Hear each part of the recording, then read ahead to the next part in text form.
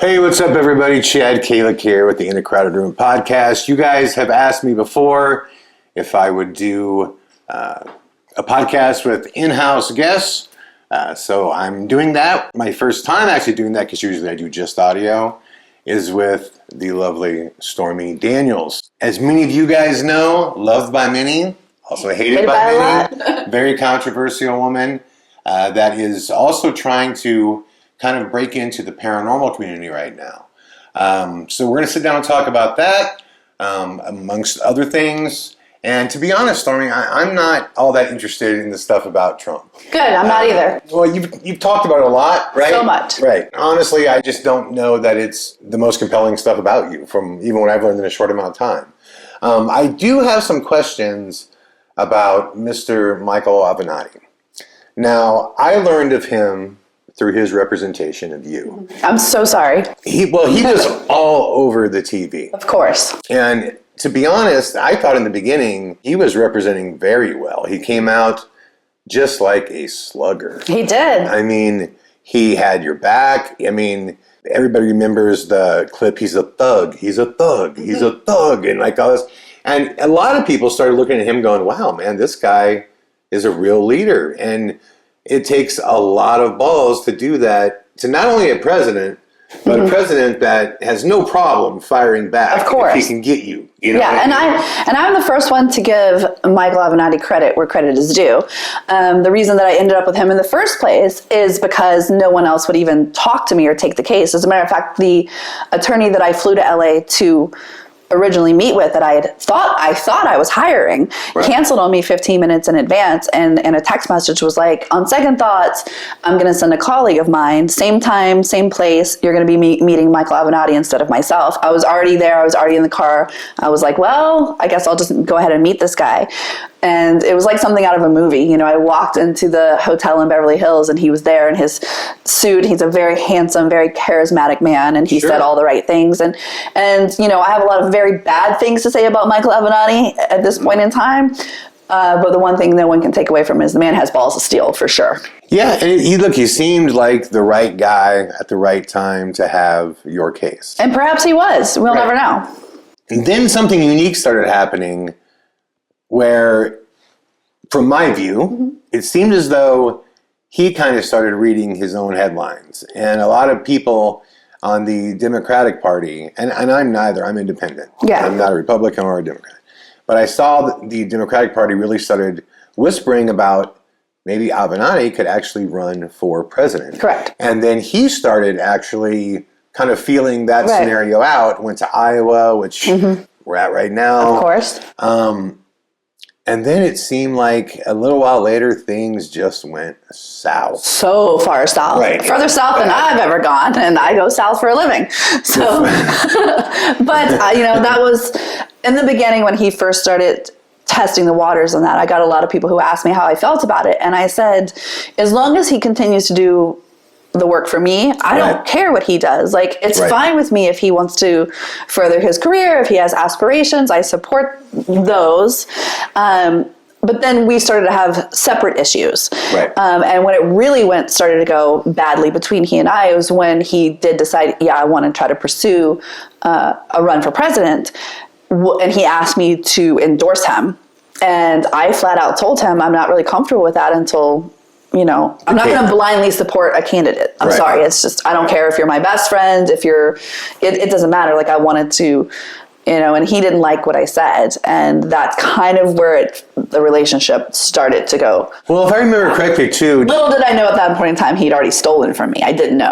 And we'll get to that for sure, because I kind of want to know the details surrounding that. But I remember one of the first things I heard negative was that it was either with his wife or ex-wife, some kind of battery charge. That was the girl he was dating, like a new, like a model or something. So this comes out of the blue. Exactly. He gets arrested for this.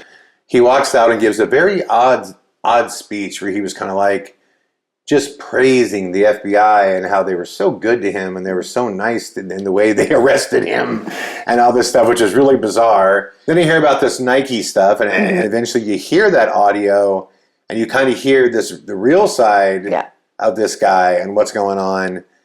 And then everything just seemed to fall on the table. There was the gentleman who was The paraplegic. Yeah. And that Avenatti had multiple jets that he was going to default on if he didn't pay on them. Exactly. He was in a coffee company thing with Patrick Dempsey that went south.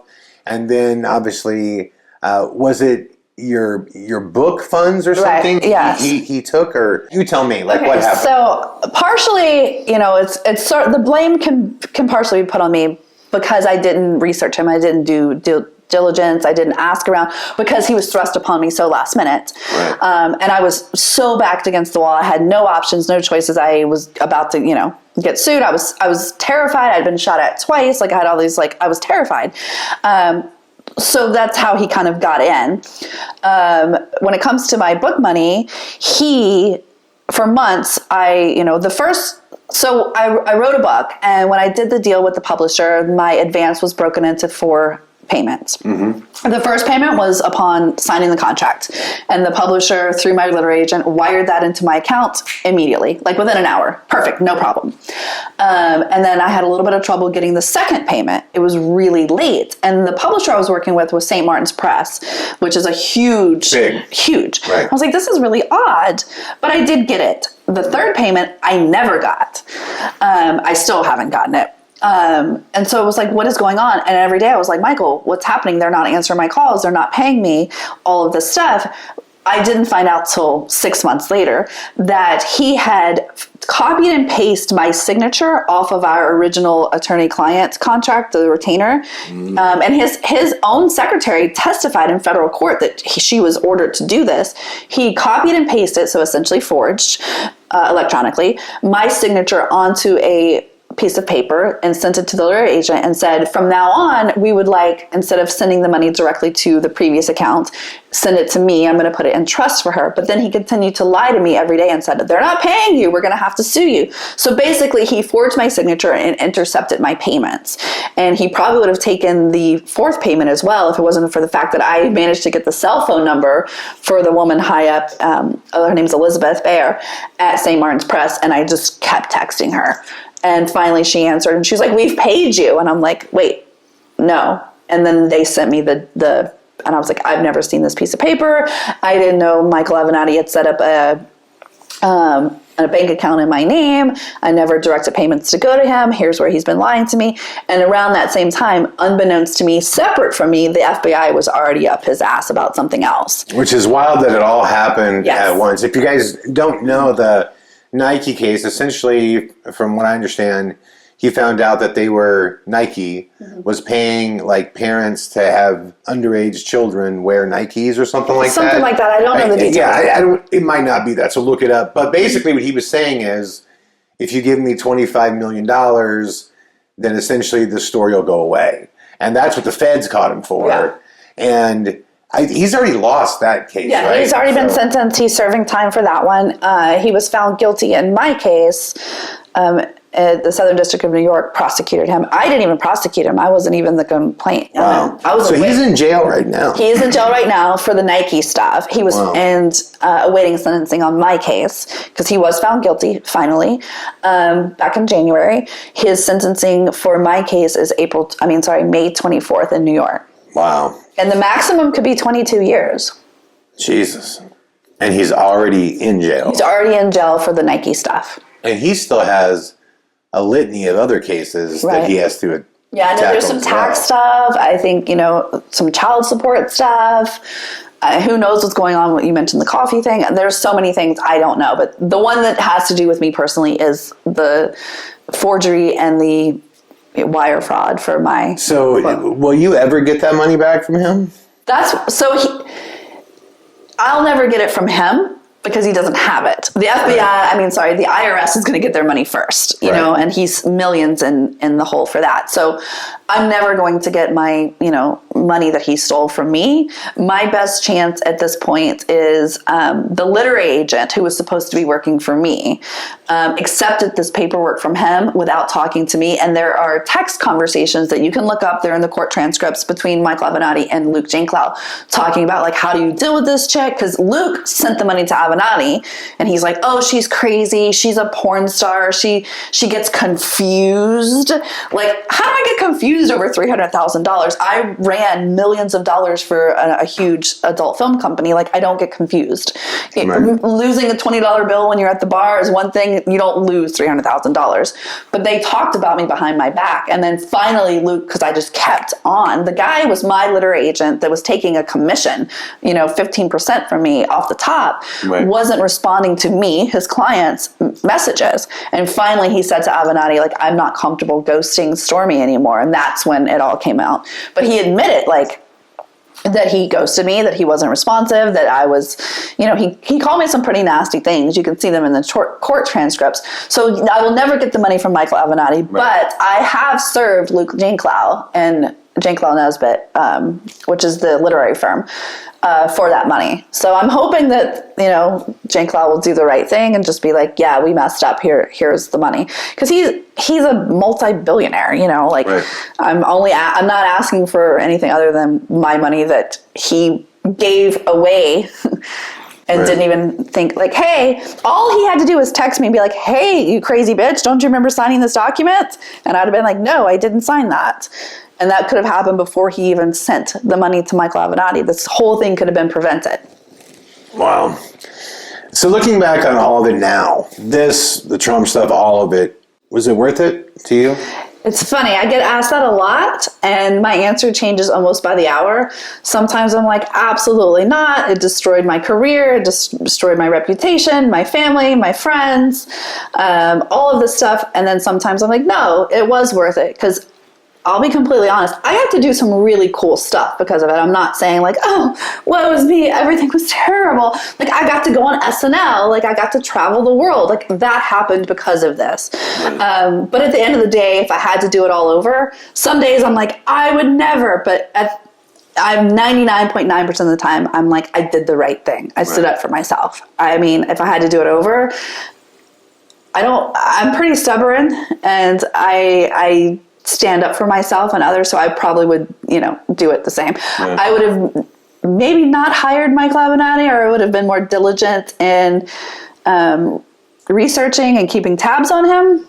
But for what it's worth, for a while, the guy seemed like he snowed the whole world, yeah, of course. So he was very charismatic. But I will tell you this, Chad.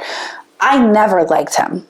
Like, he always gave me this weird feeling in my gut. And I was never alone with him. Like, you and I are sitting here alone doing this.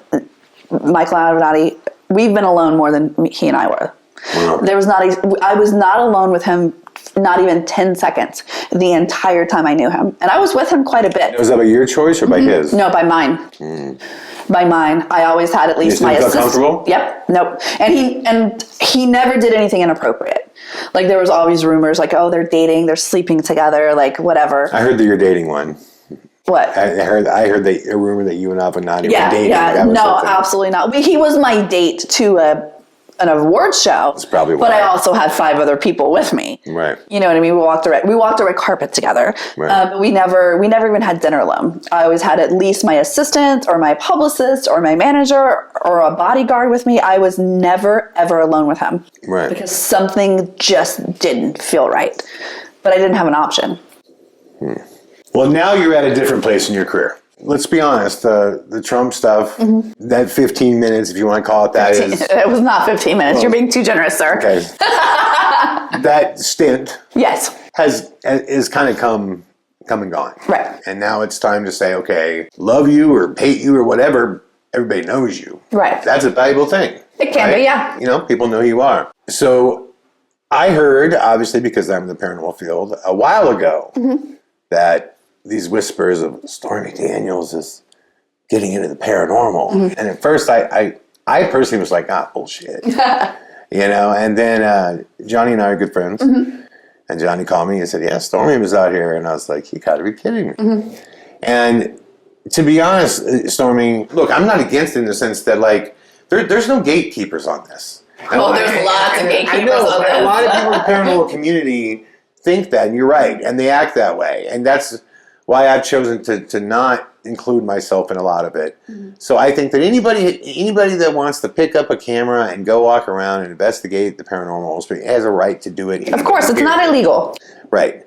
The only thing that I think, people would be offended by, or they could be offended by, is if they're saying, listen, are you just doing this because this is, like, you don't need, like, any kind of specialty training or anything to be a ghost hunter, right? Right. But yet you could have a TV show with zero quantifiable talents as far as, like, educational tools. Like, there's no degree. There's no degree. There's no licensing requirements. Anybody can do no regulation. It almost seems like a perfect fit that you can cash in on this with a huge fan base that's out there that would just like to watch you doing something other than porn, right? Yeah, they want to watch me do anything. Right. So, I mean, what do you say to those people that go, oh, this is just a way to try to get out of what she's doing to do something else? Well, first of all, the easy answer to that is, why would I get out of an industry that pays me millions of dollars to go to an industry that pays nothing?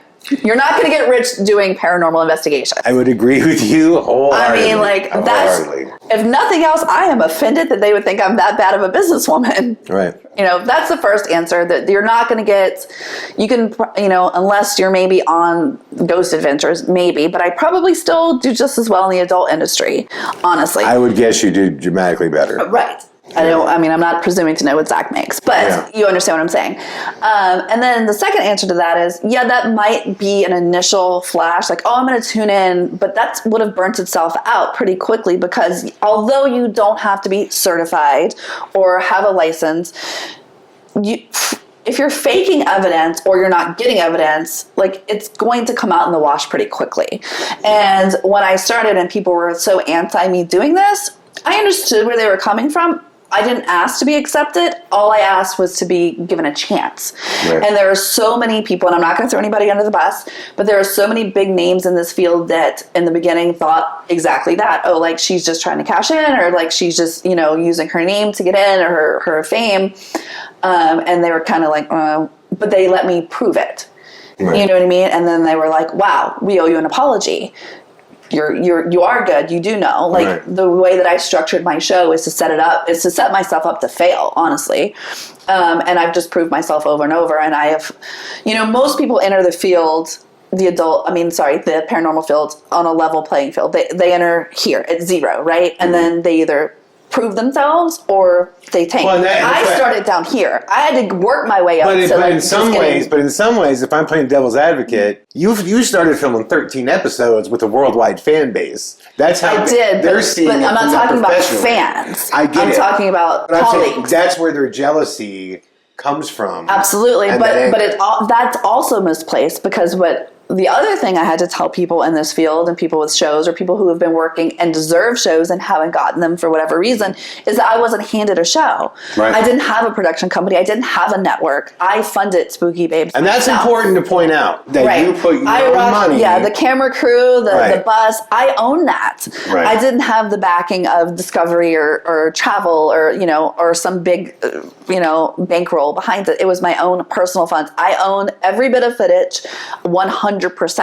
And if it doesn't go anywhere, then I am out that money. Yeah. The reason that I can support that and say that is extremely. There's just a lot of integrity. I'm not a single investor, not one. Well, there's a lot of integrity in that. Look, since I started, we've always funded our stuff because if it's successful, you want the biggest piece of the pie. Course.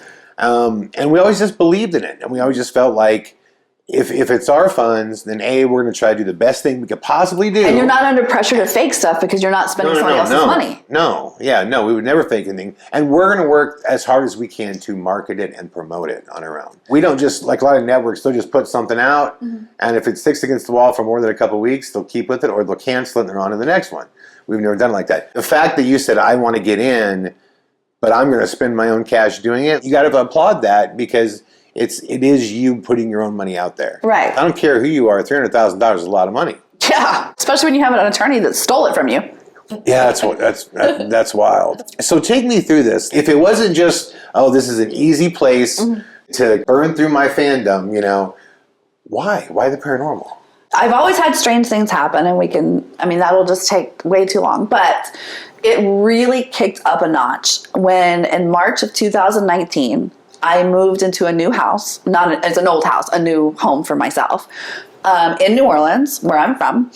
And this place was next level fucked up. Like, it's so messed up, honestly, that it wasn't even some of the stuff that happened. It's not till now, 2 years later, that I'm more experienced in paranormal, that looking back, I'm like, I didn't even know that was paranormal. Right. But this place was really, really terrible. And all the things that you can think of that happened, this was scarier than any horror movie script you can write.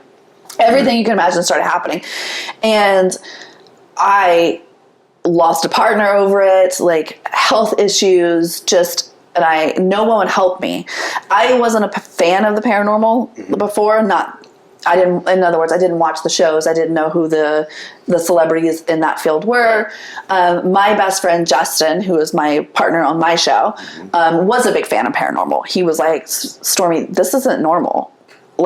I'm seeing it too. This is, you need answers. So he and I reached out to some of the big shows and some of the big names, and no one responded. Meanwhile, things were escalating in my home, in the worst of the worst ways possible. I started having physical symptoms, and am I going crazy? Is this real? And I'll be honest with you, we started my show because I was a petty bitch, and I wanted to prove to my ex, who was in my house, that had left. He lasted 5 weeks there. He was out. They kept saying I was imagining it, that it was real. And so I just was like, well, if the paranormal investigators won't come to me, the mediums won't come to me, they won't give me answers, I'll go to them. Right. So I went to a location that was having an investigation with some well-known paranormal investigators, and I was there 5 minutes and the place lit up. And I was like, this. And I'm like, how do you know that? You're right. I didn't know that it was going to take a hold of me like it did, and that I was going to be so interested in it. But, that's what happened. I thought we'd do one or two things just so I could personally get some answers, and then maybe have those people want to come and tell me what was going on at my house. That was my intention. My intention was to spend $10,000. Right. But then things just kept escalating at every location we went to. I just got better and better at what I could do. And I was like, I don't know how I'm doing this. And then it's some people call it being awakened, but it's like turning on that bug zapper. Once you have that light, people start coming to me, and I would be just out with friends, people I knew forever. And I'd be like, do you know somebody named such and such? And they would be like, that's my mother, or that's my grandmother. I'm like, she's saying this and this and this. And it just kept happening. So you believe that you're a psychic? A medium, yeah. Medium? Yeah. Okay. And this is something that you've kind of felt your whole life, but if I'm following you correctly, it's something that you're just now identifying. Correct. And I'll explain 2 reasons why it's just now happening. The first time it ever happened, I was 23 years old, and I was married to a man who was older than me. He had a daughter. I was actually closer to her age than his. And I was standing in the kitchen. We lived in Woodland Hills, California. And I was doing dishes. And my husband was in the garage. And I had a vision of his daughter's funeral. And it was the first time something like that had ever happened to me. I shattered the dish, and I hysterically went out into the garage and was crying. And I told him, we have to go get her. This isn't going to happen. Of course, he didn't believe me. He got angry. He accused me of, and rightfully so, accused me of trying to start a fight with that child's mother, between him and her. And so I just was like, okay. Fast forward 5 days later, we buried his daughter. I was right. And it destroyed me. But I also shut down. I have blamed myself for the last 17 years. Okay. You know what I mean? I should have. That will never happen again. If I ever feel that way and that strongly, I'll be like, fuck you. I'm getting in the car and I'm going to go do this. And I just have carried that for so long, because that was my stepdaughter and I loved her. I was very close with her, and I just feel like if I had stood my ground a little bit stronger, maybe she would still be here. And I didn't. And so I shut it off, but I also got very busy. I got very famous. I was shooting, I was traveling, I was busy. And then when I moved into that house, it was next level. And then that first investigation that I told you that I went on, where I lit up, was the same week that everything got shut down for COVID and everything stopped. And if you're sitting still and you're not busy, combined with all this energy and fear of people and more people dying, it was just this perfect storm for stuff to start coming in for me. Especially when you don't have other things to do and you can focus more on what's around you. Exactly. And you're not in a different space every day. And so it just started happening. And then I kept being right. Like, I was like, one of these times I'm going to walk in and I'm going to say this, this, and this, and this, and I'm going to see this person, and somebody's going to be like, bitch, are you high? Like, no. The story you just told me is very compelling. Yeah, and very personal. Very personal. And he and I divorced. It was very bad. It was not bad, between us, but he lost a child. He lost his only daughter. I lost my stepdaughter. I blamed myself for it. We did not speak of that conversation until about 11 months ago.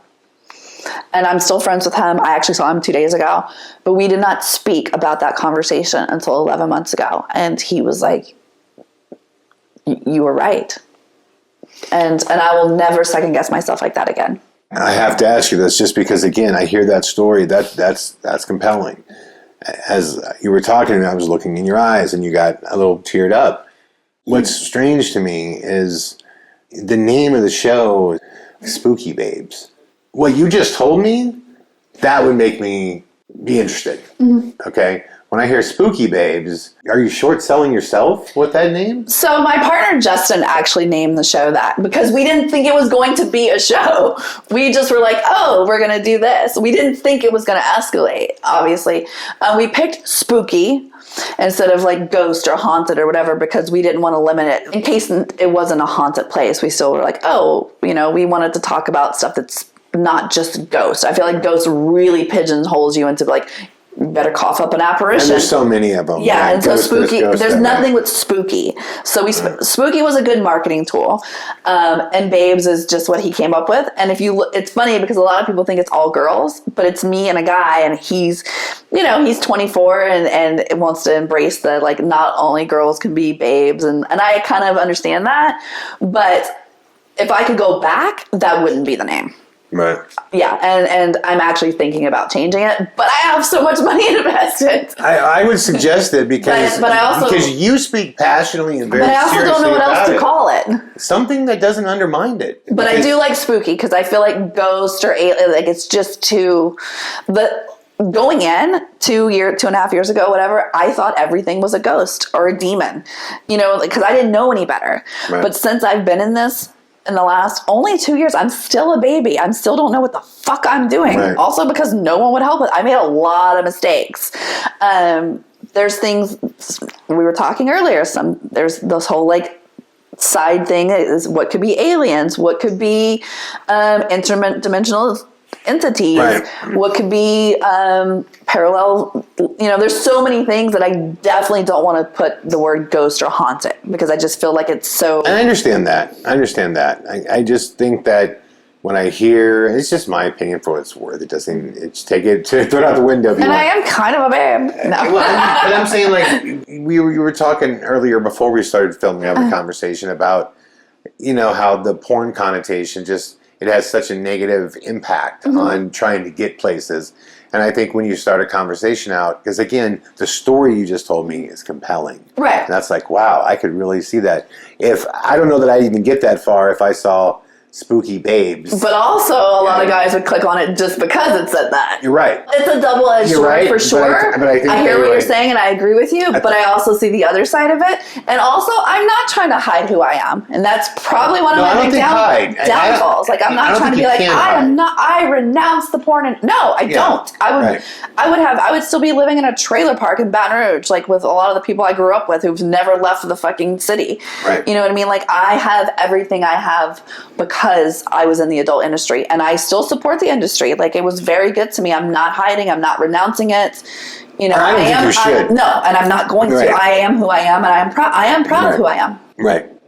I guess I was just hoping that people could get to that story you just told. Like, that's such a compelling story. But I'm asking you the questions that I think I would ask and other people No, it's fine. And I've asked myself the same thing. And it's only been in the last probably like 3 or 4 months I've been like, I kind of wish we hadn't named it that, but we also didn't know that I had no idea I'd be sitting here. Right. You know what I mean? Right. It was just like, let's just name something cute and put up an Instagram, and this is going to be 1 or 2 little investigations, and then we're going to move on. Now you have 13 13, which is a shit ton. Yeah. To finance yourself. That's and we've gone a to fuckload. some of the biggest places ever. You know, we did the Lizzie Borden house, the Conjuring house, Villisca Axe Murder house. So what happens? Mansion. You're done. You got 13 of them done. Fuck no, I'm not done. I still don't have the answers. No. I don't mean done investigating. I mean, what happened with the series? So you get done. Yeah, so we got done. What happens? We got done. We haven't finalized the editing because is it going to go someplace we can curse? Can we not curse? So those interviews to go in between, we haven't finished, but the episodes are outlined and they're done. All my footage is with the editor. So we started shopping it. Everybody wanted it because I do have a fan base. An executive is not stupid. They understand the monetary value of that, the marketing value, and I'm fine with that. But also, I've got great evidence. I've got some of the best evidence I've seen on any show. The other thing that my show has that some others don't have is the dynamic between me and my co-star. You watch some of these shows and it's these guys who look like they don't even like each other. You know what I mean? It's the stuff that happens when we're not actually investigating that's so fun. Like Justin and I are, our genuine love. Like we're not a couple, we're just best friends. But like the genuine affection that we have for each other, our dynamic is, even if the paranormal wasn't part of it, we're still kind of a hilarious reality shit show to watch. Now, when we're investigating, we are serious, we are respectful. But when we're not, I mean, he's a 24-year-old gorgeous rock star, and I am Stormy Daniels. So the other stuff is still entertainment value. Right. So there's that whole dynamic that's not like any of the other shows. Right. And so that's cool, and they wanted that. So we formatted around that, and Justin and I now live together in a haunted church in New Orleans. So even if we're not actively out investigating, we still have this amazing place that you don't see any other paranormal investigators. Nobody picked it up? Nobody picked it up at first because they were afraid. It was like, well... Afraid of what? My name. It's all me. It's all my fault. It's either they didn't like the adult connotation that I had done porn, or they were afraid that, a lot of the advertisers are very conservative, so they didn't like the political spin to it. Like I told you, I give zero fucks. I'll throw somebody under the bus right now. I was scheduled about 14 months ago, scheduled to go on Coast to Coast. With Aaron Sagers, and we were about to go on, and about 20 minutes before, I got canceled because one of the sponsors or advertisers had a problem. I have now since gone on. I went on the show last month and did great, and they were very kind to me. It was a different host. Ian was amazing. That's who interviewed me. But it was stuff like that. It kept happening. It kept oh my God, this is amazing. Right. We got bad news. Somebody has a problem. Right. And it just kept happening. So I shelved it for a bit. Also in conjunction around that time, I got cast on VH1's Surreal Life. The reboot of it. It's not about train wrecks. But they wanted to have a paranormal spin. So they had me bring my haunted doll, Susan, onto the show. Did you do that? I did. And we filmed it last July. It was me and 7 other celebrities locked in a house in Mexico City. And the first 2 episodes... I can't give too much away, obviously, because it hasn't aired. But the first 2 episodes, people were like, what's up with this chick? Because they had me bring my tarot cards and my haunted doll. But by the end, I can't say what happens, but some paranormal stuff happened on the show. And they had cameras in every room running 24/7. So because of that, I purposely just kind of stopped pushing my show until that comes out. And maybe if VH1 is brave enough to put me on, maybe the other... Nobody wants to go first. So maybe after if they see the success of it, then right, it and then I will revisit really pushing it. Right. And if all else fails, then I will just figure out a platform to release it myself.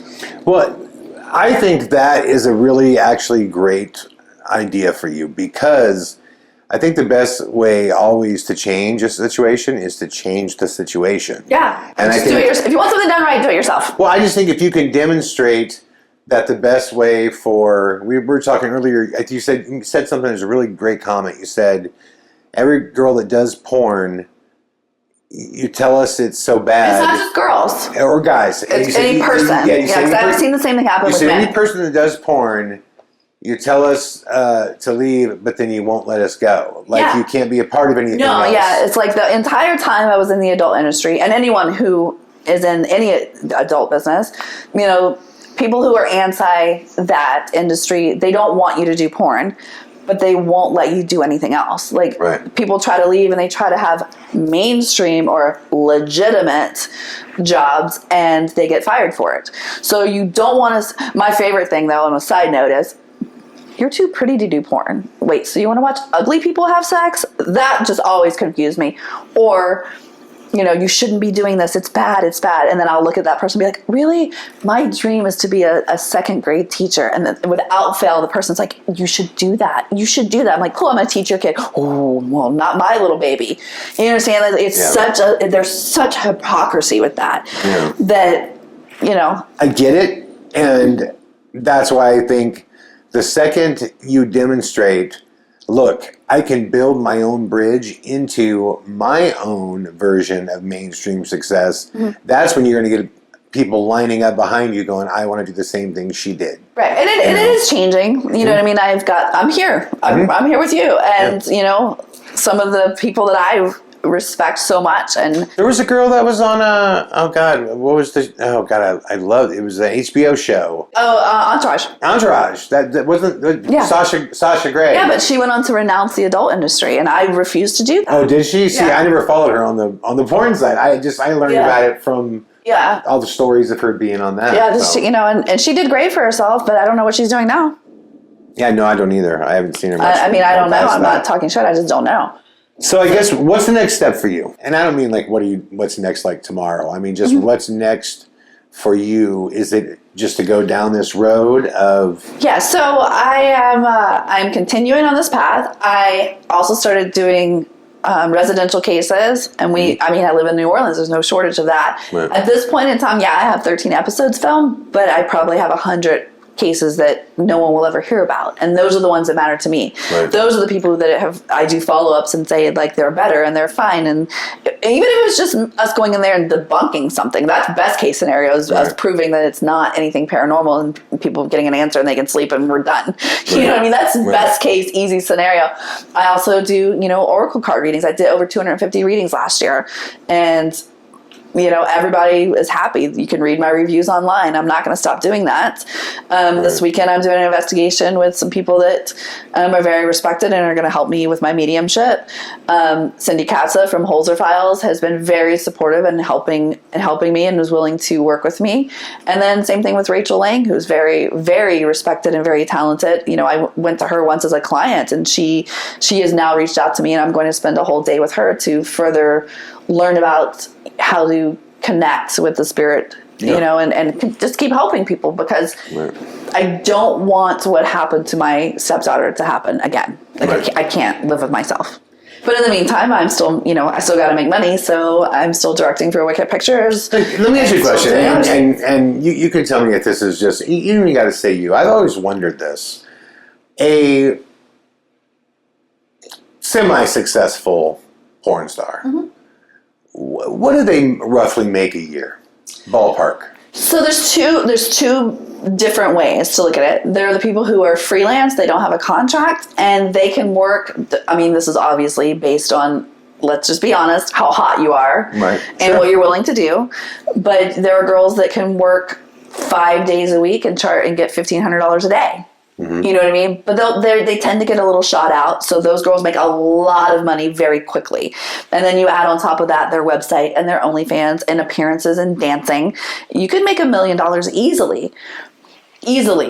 If you're one of those girls who is just reliable and pretty and can remember some dialogue and is willing to do more things, and this is not like top tier. No, this is just solid. And it's good on social media, and I mean, I know girls that are making $50,000 a month easy on their OnlyFans. You know what I mean? Like easy. I know girls that are making a lot more, but that's a general, like if you have a decent name. But then you have the girls like how I did, where when I got in the business, I decided to sign a contract, and I got significantly less money because it was a slow burn, because I intended to stay in. But it's a guarantee. It's just a guarantee over time. Okay, gotcha.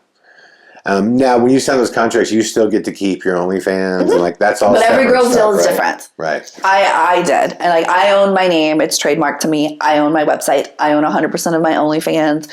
I run all my own social media. When I go to a club and strip, or I go to a club and host, and somebody pays me, I keep all of that money. Gotcha. So it's 'Cause I'm not a fucking idiot. So it's lucrative. It's Yes, very much so. lucrative. Like I said, I did not get in paranormal to get rich. I do porn to pay for paranormal. Well, just so I don't know if people have shot you the numbers out, but some of these, like season 1 salaries, and I don't know how anybody could ever work for this, but some of them are as low as like $500 an episode.